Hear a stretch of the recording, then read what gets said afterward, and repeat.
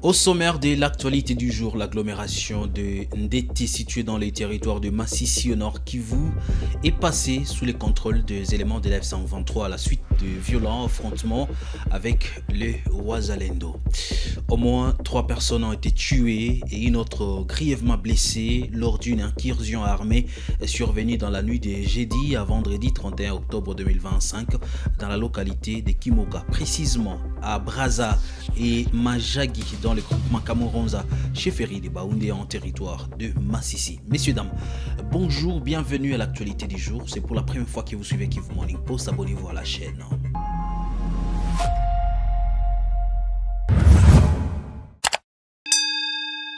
Nous commençons l'actualité du jour par le Massissi. L'agglomération de Ndété, située dans les territoires de Massissi au nord Kivu, est passée sous les contrôles de l'F-123 ce jeudi 30 octobre 2025 à la suite de violents affrontements avec les Wazalendo. Fisson ici Moami. Selon plusieurs sources locales contactées sur place, les combattants Wazalendo, qui contrôlaient la localité depuis près de 2 semaines, ont été surpris par une attaque soudaine de l'F-123 dans la matinée de ce même jeudi. Après plusieurs heures de combat, ils ont été délogés de leur position. Les mêmes sources indiquent que la situation demeure tendue dans la zone. Des détonations sporadiques d'armes lourdes et légères continuaient encore de retentir jusque tard dans la soirée, sémant la panique parmi la population locale. Cette nouvelle conquête témoigne de la fragilité du contrôle territorial dans la région où les affrontements récurrents entre ces belligérants continuent d'alimenter la crise sécuritaire et humanitaire. Toujours dans cette partie de la province du Nord Kivu, au moins 3 personnes ont été tuées et une autre grièvement blessée lors d'une incursion armée survenue dans la nuit de jeudi à vendredi 31 octobre 2025 dans la localité de Kimoka, précisément à Braza et Majagi dans le groupement Kamoronza, chefferie de Baoundé en territoire de Massissi. Notre correspondant dans la zone Simeo Semasaka nous en dit plus. Selon des sources locales, les assaillants ont soudainement pris pour cible certains habitants, ouvra le feu et causa la mort de 3 civils. Les raisons de cette attaque demeurent pour l'instant inconnus. Parmi les victimes figurent Makeri, Rwangindi, Kiahi, Mawazo et Mukufi Mbamfu, tous résidents de Kimoka. Leur disparition plonge la communauté locale dans la consternation et la peur. Une incursion a effectivement été signalée à Kimoka où 3 personnes ont été tuées. Des bandits armés se sont introduits dans la localité. Dans la nuit du jeudi 30 octobre, une autre personne a été grièvement blessée. Ces bandits sont encore inconnus. Nous ne savons pas les raisons de leur attaque, témoigne un habitant sous anonymat. Le blessé, identifié comme Sadiki Kyorohia, a été hanté par balle. Il a été rapidement acheminé dans une structure sanitaire de la place pour recevoir les premiers soins avant une éventuelle évacuation vers un centre mieux équipé. Depuis l'incident, l'identité des assaillants reste à élucider. Les sources locales rappellent que Saké et ses environs sont devenus l'épicentre d'une recrudescence d'actes d'insécurité signalés depuis plusieurs jours. À Butembo, au moins 6 personnes ont perdu la vie jeudi 30 octobre 2025 au quartier Moutiri, en commune de Boulenguera, dans la ville commerciale de Butembo, suite à l'écoulement d'un mur de soutènement d'une clôture. Détail. Un événement malheureux s'est produit au quartier Moutiri, à commune de Boulenguera, c'est jeudi 30 octobre 2025. Il s'agit d'un éboulement d'un mur qui est tombé sur une maison lorsqu'il pleuvait donc aujourd'hui. Et dans cette maison, 6 personnes venaient donc d'y entrer pour s'abriter. Et parmi les 6 personnes figurent 3 personnes qui sont membres donc de cette parcelle. Et à plus de ces 3 personnes, il y a les propriétaires du chantier qui était en train d'être construit à côté donc du lieu du drame. Et il faut aussi donc ajouter que, à part les propriétaires du chantier, il y a aussi donc 2 maçons qui viennent aussi de perdre leur vie dans cette catastrophe. Et donc au total, nous venons donc de perdre 6 personnes. Nous disons vraiment condoléances à toutes les familles qui viennent vraiment de perdre les leurs. Et il faut rappeler que le 6 septembre 2025, encore 2 personnes, les maçons, avaient perdu leur vie dans ce genre de drame dans le même quartier. C'est pourquoi la société civile commune de Boulenguera appelle à la vigilance pendant cette période pluvieuse lorsque il y a un endroit qui présente déjà des suspicions de fissures, par exemple. Ça peut être émile, ça peut être une maison.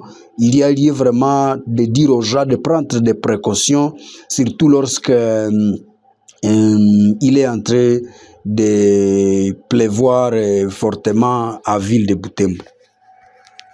Vital Kamerhe, président de l'Union pour la Nation congolaise UNC, a pris acte le 31 octobre de la candidature unique d'Aimé Bodji au poste de président de l'Assemblée nationale.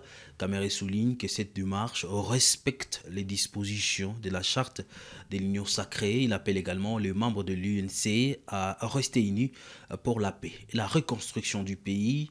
La veille, les députés nationaux du Sud Kivu ont soutenu Aimé Bodji, désigné par Félix Tshisekedi comme candidat unique à l'Union sacrée pour la présidence de l'Assemblée nationale. Déclaration de remerciement et de soutien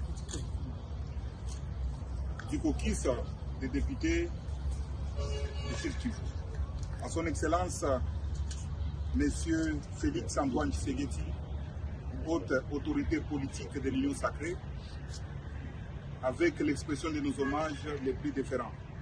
Nous, députés nationaux, élus de la province du Sud Kivu, exprimons notre profonde gratitude à son Excellence M. Félix Antoine Tshisekedi, haute autorité politique de l'Union sacrée, pour la marque de confiance témoignée à notre collègue et digne fils de la province du Sud Kivu, l'honorable Aimé Bodji Sangara, en le désignant parmi les 12 prétendants comme candidat de la majorité parlementaire au poste de président de l'Assemblée nationale. Cette désignation constitue une reconnaissance méritée des qualités humaines et professionnelles de l'honorable Aimé Bodji Sangara, dont l'engagement, la rigueur, l'expérience institutionnelle et la loyauté envers les idéaux de la République ont toujours été exemplaires dans l'exercice de ses fonctions antérieures. En cette circonstance, nous réaffirmons notre attachement aux valeurs portées par l'Union sacrée de la nation et renouvelons notre soutien indéfectible à son Excellence Monsieur le Président de la République, son Excellence Félix Antoine Tshisekedi Tshilombo, haute autorité politique de l'Union sacrée de la nation, pour son leadership éclairé et sa capacité à fédérer les forces politiques autour d'une vision commune de servir la République démocratique du Congo. Nous appelons ainsi l'ensemble des députés nationaux, toute sensibilité confondue, à se rallier à cette décision stratégique de la haute autorité politique et à accorder leur confiance à l'honorable Aimé Bodji Sangara, seul et unique candidat de l'Union sacrée de la nation à la présidence de l'Assemblée nationale. Fait à Kinshasa le 30 octobre 2025, signé par tous les députés du caucus du Sud Kivu. Je vous remercie. Les forces de sécurité de l'F-123 ont mené une opération de bouclage à Panzi dans la ville de Bukavu où elles ont récupéré un éventail d'armes à feu, d'armes blanches et des stupéfiants. Cette intervention vise à renforcer la sécurité dans la région et à lutter contre la criminalité. Les autorités locales saluent cette action qui contribue à maintenir l'ordre et surtout à protéger la population. C'est un joli coup de filet qui a été réalisé le matin de ce jeudi 30 octobre 2025 par le service de sécurité de l'Alliance Fleuve Congo AFC M23 dans la ville de Bukavu, chef-lieu de la province du Sud Kivu. 3 armes à feu du type AK-47 et leurs chargeurs et une quantité de munitions, des armées blanches et autres instruments servant pour casser les portes, ainsi qu'une quantité de chanvre ont été récupérés après un bouclage. Cette opération de grande envergure a été menée dans les quartiers Panzi sur les avenues Jean Mirou au 1er, Kamagema 1, 2, 3 et 4, mais aussi à l'entrée du camp militaire. Les commandants de brigade de l'armée révolutionnaire congolaise ARC, accompagnés de celui de la police, ont présenté les effets au maire de la ville de Bukavu, Ladis Muganza Wakando et son adjointe Céline Nyota, dans l'enceinte de l'école Antonio de Kamagema devant la population de cette entité. Tour à tour, les 2 commandants ont exhorté la population des Panzi à collaborer étroitement avec les services de sécurité et de bannir la discrimination, le tribalisme et toute autre forme de comportement qui nuise à la cohésion sociale de population. Ils ont terminé leur speech par la sensibilisation des jeunes à intégrer l'armée révolutionnaire congolaise. L'occasion faisant les larrons, le commandant de la police a présenté devant ces rassemblements 7 enfants mineurs arrêtés par les services de l'intelligence du mouvement révolutionnaire les nuits précédentes, armes blanches à la main à Panzi. Ces enfants mineurs étaient présentés à l'autorité provinciale le mercredi 29 octobre 2025. Boussouangouin Chombo, gouverneur de province, a alors décidé leur retour sans délai dans leurs familles respectives, raison de leur présence à Panzi pour la reconnaissance de membres de famille. À son tour, le maire de Bukavu, Ladis Muganza Wakando, a appelé la population de Panzi à la vigilance. Il a annoncé la création d'une brigade d'autodéfense qui va travailler avec les services de sécurité. Désormais, les jeunes actifs qui ont la bonne volonté de développement de leurs avenues seront désignés comme des chefs en remplacement de ceux inactifs. Après un échange avec la population dans les avenues sous opération de bouclage, un dernier avertissement a été donné à ceux qui vont continuer à coopérer avec les ennemis de la paix. L'homme 23 ne reculera d'aucun centimètre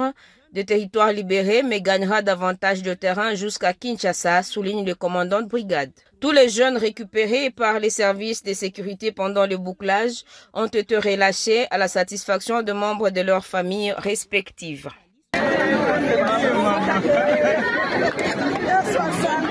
D'ici 2026, la ville de Bunia disposera d'un aéroport moderne conforme aux normes internationales, selon les directeurs de l'aviation civile en mission à Ituri. Ces développements s'inscrivent dans un contexte où des avancées significatives sont observées tant sur les plans sécuritaires que dans les développements locaux malgré l'état des sièges en vigueur. L'évolution des travaux de modernisation de l'aéroport de Bunia marche au pas des géants, a confirmé le directeur de l'aviation civile, M. Joseph Kabombo, en mission d'évaluation de ces grands chantiers qui sortent de terre au chef-lieu de l'Ituri. Accompagné du directeur général du Mogabaon, Joseph Elia Kilimali, et du bureau d'études suisse Interplan, il a présenté au gouverneur militaire, le lieutenant-général Luboya Kashamadjouni, les rapports préliminaires de sa mission en Ituri. Nous sommes une autorité de régulation. Nous sommes là pour appliquer les normes et les exigences en matière de l'aviation civile. Nous sommes venus évaluer les travaux par rapport aux normes. Parce que c'est comme je l'ai dit, aujourd'hui l'aéroport va prendre beaucoup d'ampleur, ça va aller à 2500 mètres de longueur avec 45 mètres de largeur. Donc les gens ne se rendent pas compte de ce que ça sera demain. Donc il faudrait que nous accompagnions la mission, le constructeur, pour que demain l'aéroport soit fait aux normes, de telle sorte que un jour ça peut demander à certifier pour que ça soit déjà bien au point par rapport aux normes. Ces projets vont considérablement booster l'Ituri sur le plan socio-économique, a martelé M. Joseph Kabombo, qui appelle la population à les soutenir. Je suis convaincu que d'ici début 2026, la population de Bunia sera très contente avec l'œuvre qui est en train d'être faite pour l'instant. La stabilité sécuritaire imposée en cette période de l'état de siège en Ituri par les forces armées sous les commandements du lieutenant-général Luboya Kashamajoni a permis au président de la République, Félix Tshisekedi, de matérialiser ses promesses en faveur de la population iturienne à travers le projet des 145 territoires, les projets d'asphaltage de la voirie urbaine, d'électricité, des modernisations des infrastructures routières qui ont connu un franc succès dans cette partie du pays. Les Wazalendo, une structure de l'IDPS, ont organisé une marche à Lubumbashi pour soutenir le maire AI Patrick Kafwimbi à l'hôtel de ville. Et Kafwimbi a reçu leur mémorandum et les a encouragés à soutenir les institutions de la République et surtout à promouvoir la paix. Les Wazalendo de l'UDPS Lubumbashi ont investi ce matin plusieurs artères de la capitale cuprifère avant de converger vers le parking de la mairie de Lubumbashi avec en but adresser un message de soutien au maire AI de la ville de Lubumbashi, Patrick Kafwimbi.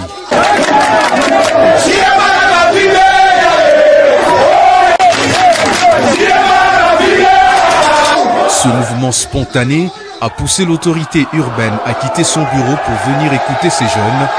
Face à lui, les manifestants ont exprimé leurs préoccupations, leur appui ainsi que leur engagement à accompagner le maire AI de la ville de Lubumbashi tout au long de son mandat à la tête de l'hôtel de ville.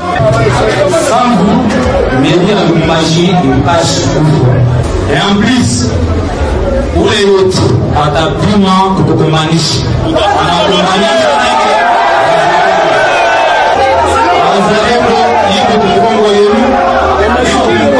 Il y a excellence, monsieur le gouverneur,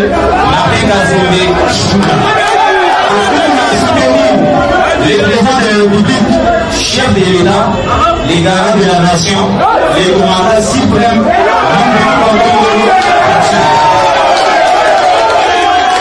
En retour, Patrick Kafwimbi a remercié les manifestants pour leur soutien exprimé et les a encouragés à promouvoir la paix et à soutenir les institutions du pays. Le monde combien la vision du chef de l'État, il faut soutenir par la jeunesse qui a vu la Lubumbashi, toute la région est à Amani, la Lubumbashi, le province est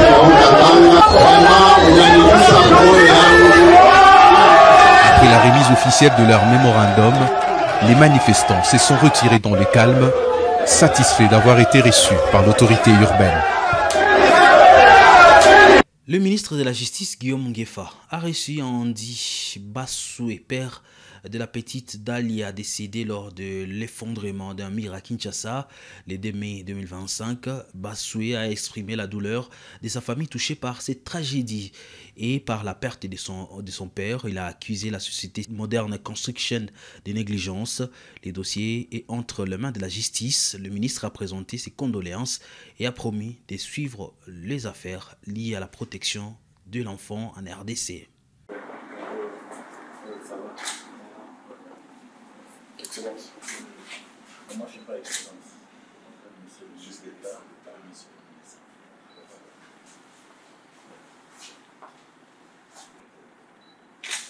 Ouais, en fait, ça ne va pas. On a plus de 10 fois.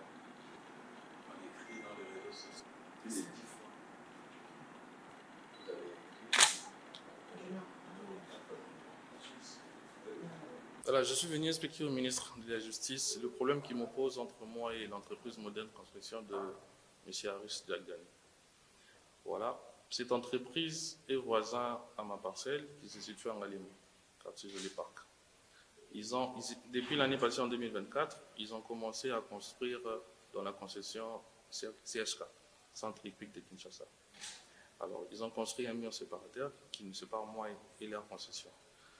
Et dans leur arrangement de leur concession pour construire des habitations, ils ont surélevé les sables qu'ils ont dansé derrière le mur. Leur mur de l'autre côté, chez la concession. Et ces travaux, ils ont commencé depuis 2024. Et en pleine saison de pluie, ils n'ont même pas pensé à mettre le canalisation d'eau de pluie. Je les ai avertis 2 fois. Et la dernière fois que je les ai avertis, on était dans ma parcelle, ma fille était à côté.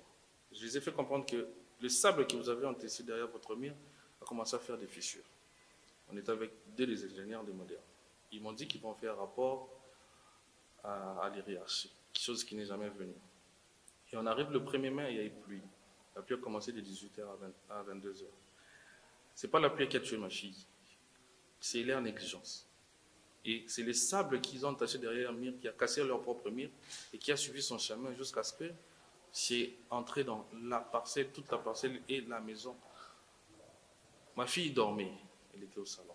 Elle est morte endormie, ensevelie sous du sable. Et ce même événement a fait tuer encore mon père. Parce que mon père était endormi au salon, dans la chambre, il a fait la vaisselle. Et l'eau l'a injecté en dehors de la parcelle.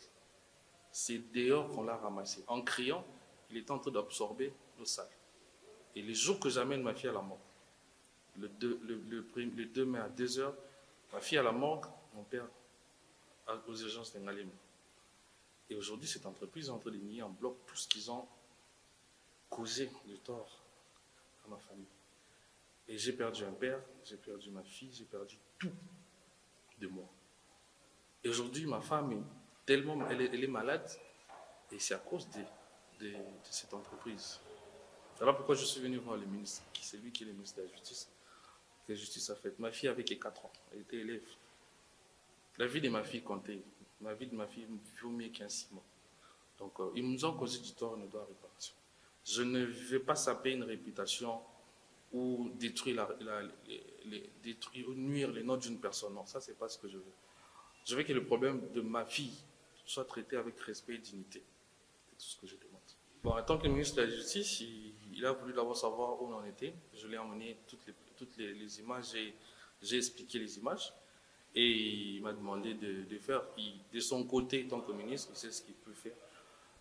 Et c'est par là que nous allons mettre un point final à l'actualité du jour sur Kivu Morning Post pour ce 31 octobre.